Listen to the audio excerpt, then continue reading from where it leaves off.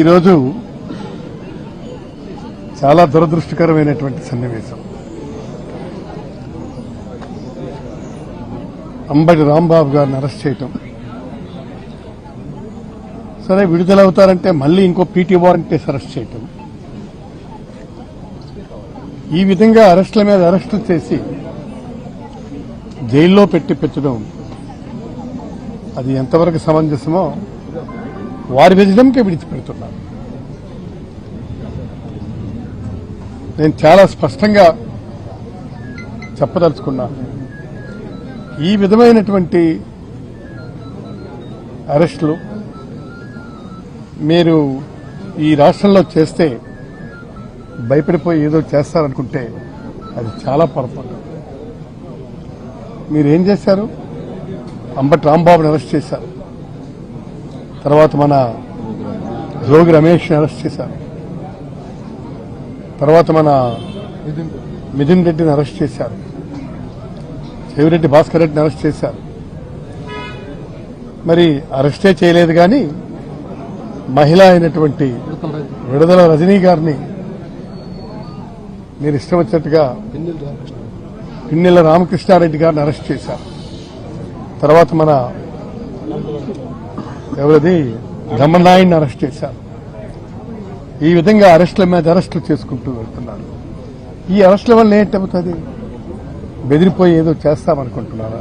కాదు, దీనివల్ల రాటుదేలినితనం వస్తుంది. మీరు ఏం చేస్తారన్నారా? పొద్దున రా కమాన్ అంటాం.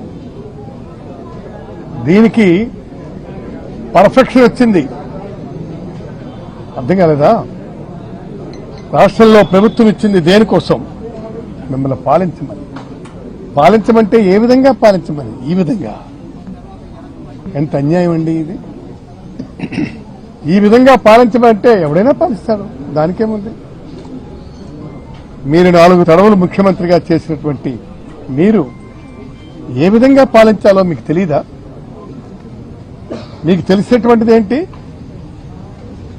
అరెస్టులు చేసి భయపెట్టి మేము పాలిస్తామనుకుంటే చాలా పొరపాటు. మీరు ఒక్కటే గుర్తుపెట్టుకోవాలా, ఇవన్నీ కూడాను భవిష్యత్తుకి గట్టి పునాదులు వేశారు. ఇవాళ మీరు అరెస్టులు చేయటం మూలంగా ఏమవుతుంది? ఏమీ కాదు. అంతేకాదు, నేను చాలా స్పష్టంగా చెప్తున్నాను, నేను గుర్తుపెట్టుకోండి, మీరు ఈ విధమైనటువంటి దీనివల్ల ఒరిగింది ఏమీ ఉండదు.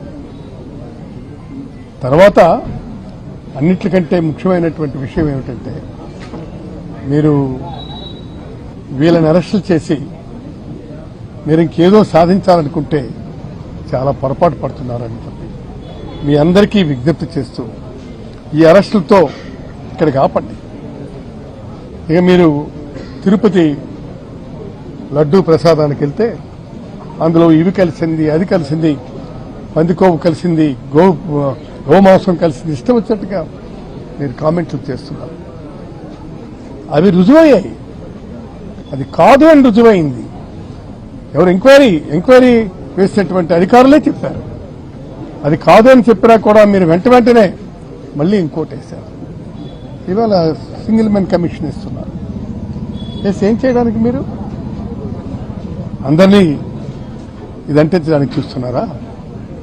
కాబట్టి ఈ పరిస్థితుల్ని ఎట్టి పరిస్థితుల్లో కూడా మేము అంగీకరించే ప్రశ్నే లేదు, ప్రసక్తే లేదని మీకు నేను మనవి చేస్తూ మీ దగ్గర నుంచి సెలవు తీసుకుంటాను.